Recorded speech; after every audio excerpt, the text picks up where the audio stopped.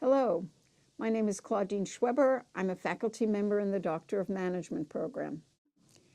Henry Mintzberg has been called a consistently contrary Canadian academic who sometimes seems to be undermining the very industry that he works in. This may be because, as a professor of management at McGill University in Montreal, Mintzberg has spent the past 40 years periodically challenging some of the accepted views of organizational operations and management. A prolific thinker and author, he has taught worldwide, has a blog, a MOOC, a TWOG, tweet to blog. He has written 17 books about management, leadership, organizational structure, power, healthcare, the problem with MBA programs, and the two areas on which we will focus: the nature of managerial work and strategy. First, so what do managers do? Beginning in the mid-1970s, Mintzberg challenged the standard view of a manager's job, which was defined as a series of functions involving planning, organizing, coordinating, controlling. These functions of the manager were first articulated by Henri Fayol in 1916. Mintzberg argued that this common view did not match the reality of what managers actually did. His article, The Manager's Job, Folklore and Fact, appeared in the Harvard Business Review July-August 1975 issue, and again in 1990, and remains one of its most frequently requested reprints. Mintzberg research and synthesis of the literature revealed that managers were constantly interrupted by other demands and did little planning or controlling. Instead, managers worked at a continual, unrelenting pace characterized by brevity, variety, and discontinuity. Managers, Mintzberg said, are action-oriented. They did not spend most of the time organizing others. Instead, they had a variety of regular activities, both ceremonial and substantive, in their linkages with the external environment. Managers, he said, preferred verbal communication, such as phone calls, meetings, gossip, which provide tacit knowledge rather than documents, mail, or data reports. Managers processed information not only by a scientific structured method, but by judgment, intuition, and word of mouth. Since 1975, Mintzberg has argued that in contrast to Fayol's functional approach, managers have 10 roles, which he grouped into 3 categories: interpersonal roles, informational roles, decisional roles. The interpersonal category includes the roles of figurehead, leader, and liaison. The informational category includes monitor, disseminator, and spokesperson. The decisional category includes entrepreneur, disturbance handler, resource allocator, and negotiator. The interpersonal roles are connected to the informational roles. Together, these enable a manager to engage in the decisional roles. The 10 roles are not separable. Mintzberg argues the manager is an active participant in his or her environment, constantly switching roles as tasks, situations, and expectations change. In sum, the job of managing is fundamentally one of processing information, notably by talking and especially by listening.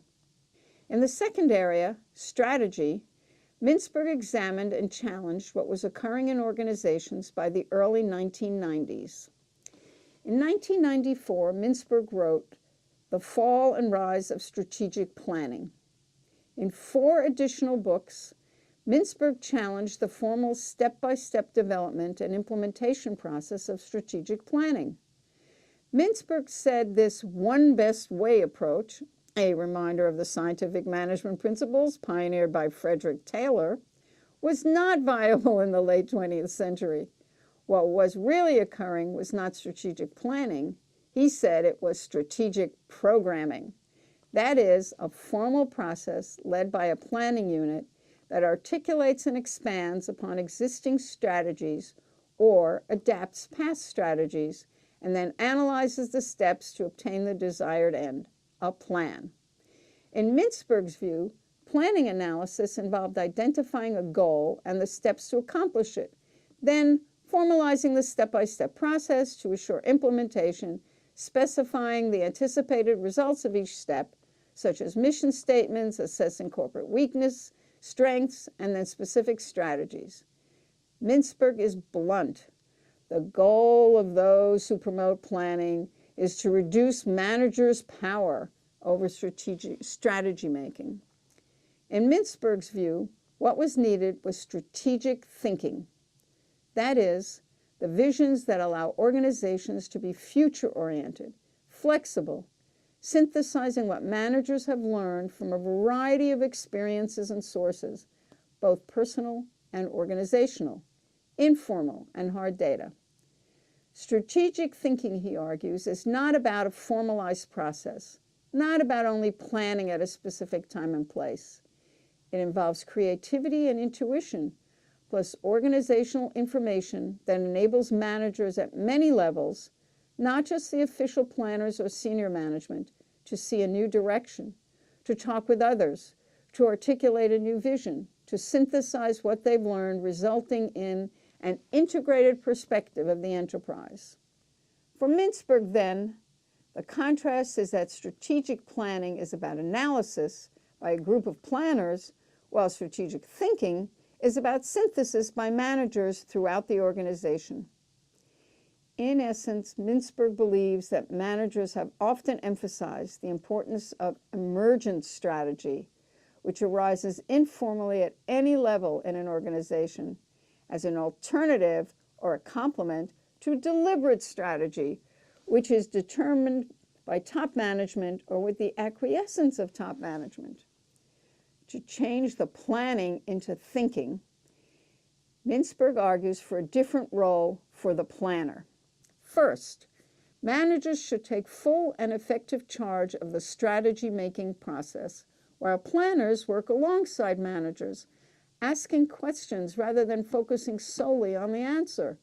That is, managers can generate strategies which planners can program to accomplish the vision which managers identified. Second, planners can also be strategy finders in discussions with managers at many levels. While managers discover and articulate the strategy, planners can assist in finding them. For example, finding a new use for a product suggested by a salesperson, which can become a new business venture. Third, planners can also help by communicating the feasibility, costs, value of a new strategy, and may help obtain support from financiers, government agencies, suppliers, and others. Fourth, planners should consider themselves as catalysts who encourage managers to creatively think about the future, challenging conventional wisdom, raising difficult questions. Essentially, then, Mintzberg argues for changing the planner's job into one that involves strategic thinking, working alongside managers. And so, after hearing this, consider your own experiences. How does it fit with Mintzberg's arguments?